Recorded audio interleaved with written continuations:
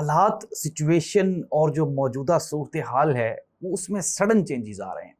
कुछ खबरें हैं, कुछ इंसिडेंट्स हैं और कुछ होने वाले वाक़यात हैं जो मुस्तकबिल करीब में होने वाले हैं।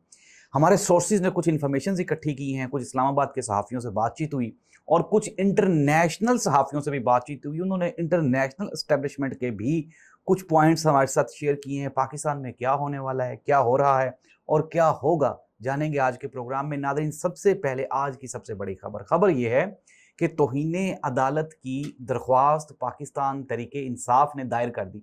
एक दिन ये लेट हो गए हैं। अगर ये दरख्वास्त कल दायर की जाती तो जिस बेंच ने 3 रुकनी बेंच ने ये फैसला दिया था, वही बेंच आज अवेलेबल था और आज ही ये अपील लग जानी थी।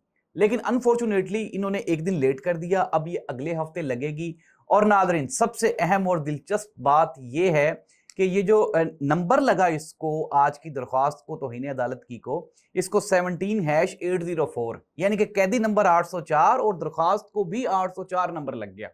इट मीन्स दैट कि कहीं ना कहीं कुछ ना कुछ हो रहा है। अब नाज़रीन, दोनों जानिब से जो रस्सा कशी है वो इंतहाई तेज हो चुकी है।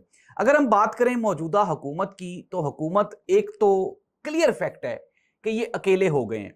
पाकिस्तान पीपल्स पार्टी ने इनके साथ ताउन करने से हाथ खींच लिया है। मौलाना फजलुर रहमान साहब ने पीटीआई के साथ हाथ मिला लिया है।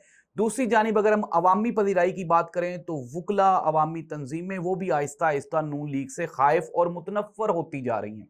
इट मीन्स दैट कि पीएमएलएन के लिए एग्जिस्ट करना बहुत मुश्किल होगा।